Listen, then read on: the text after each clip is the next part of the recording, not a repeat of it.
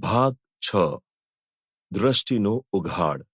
લેખક ડોક્ટર તેજ સાહેબ. અધ્યાય 1. દ્રષ્ટિનો ઉઘાડ. પ્રભુ મહાવીર સ્વામીએ હજારો વર્ષો પહેલા આપેલા ઉપદેશની વધુ આવશ્યકતા આજના લોકોને છે. દોડધામની આ જિંદગીમાં અને સેંકડો ટેન્શનો વચ્ચે દટાયેલા માનવીની જેટલી દયા ખાઈએ એટલી ઓછી છે.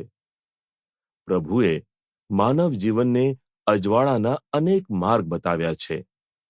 તણાવ વચ્ચે જીવતા માનવે અજમાવા જેવા ઇલાજોને અમલી બનાવવા પડશે. સમય માણસને બદલે, સંજોગ માણસમાં પરિવર્તન લાવે, સમાજ માણસને બદલાવે તેના કરતા સમજ દ્વારા બદલાઈ જવું વધુ સારું છે.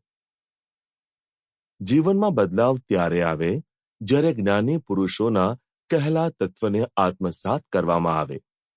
આવો આપણે પ્રભુએ બતાવેલા સુખના અનેક માર્ગોમાંનો એક માર્ગ વિચારીએ, અને તે માર્ગ છે સમ્યક દ્રષ્ટિ. બીજાના દોષો દેખાય છે, તેમાં દોષી વ્યક્તિનો કોઈ દોષ નથી. આપણી દ્રષ્ટિમાં પડેલા દોષોનો દોષ છે. ગુણીજનમાં તમને ગુણોના દર્શન થાય છે, તેમાં ગુણીજનની વિશેષતા નથી. તેમાં તમારી દ્રષ્ટિમાં ગુણ રહેલા છે તેનો પ્રભાવ છે. દુનિયા કે દુનિયાની વ્યક્તિ કરતા આપણી દ્રષ્ટિની વિશેષતા વધુ મહત્વની છે. ધર્મ દ્રષ્ટિ ઉઘાડે છે. ધર્મ એટલે જ સત્ય દર્શન, અન્યથા સઘળું પ્રદર્શન છે.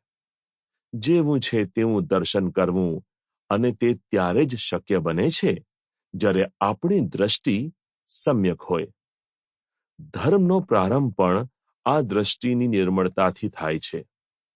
આપણી દ્રષ્ટિ જ્યારે સમ્યક હોય છે ત્યારે શત્રુમાં મિત્રતાના દર્શન થવા લાગે છે, ગુરુમાં ભગવાનના દર્શન થવા લાગે છે, અને ભગવાનમાં પોતાના સ્વરૂપના દર્શન થવા લાગે છે.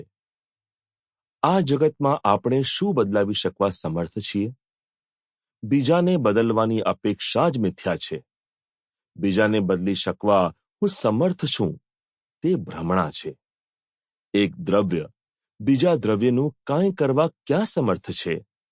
સઘળું નિમિત્ત માત્ર. આપણે બીજાને બદલાવવા, સુધારવા અને સારા બનાવવા પાછળ સમય શક્તિને ખર્ચી છે, તેની અંશ માત્ર શક્તિ આપણે આપણને સુધારવા માટે ફાળવી હોત તો અજબ ગજબનો ચમત્કાર સર્જાયો હોત. ખેર, હવે આ ભાવમાં આ ભૂલ કરવી નથી. આપણી અપેક્ષા બીજા સારા હોવા જોઈએ તેવી હોય છે.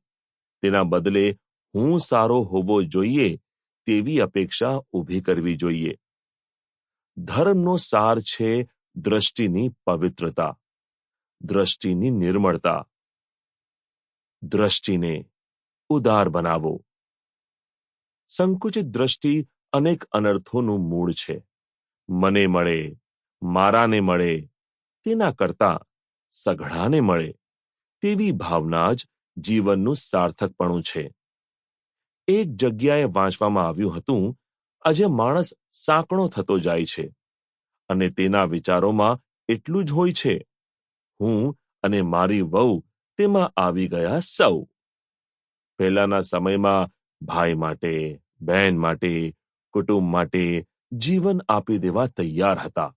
સમાજ માટે, દેશ માટે, ધર્મ માટે સેંકડો લોકોએ પોતાના જીવનની કુરબાની આપી દીધાના એવા ઉદાર જીવોના ઇતિહાસ વાંચવા મળે છે.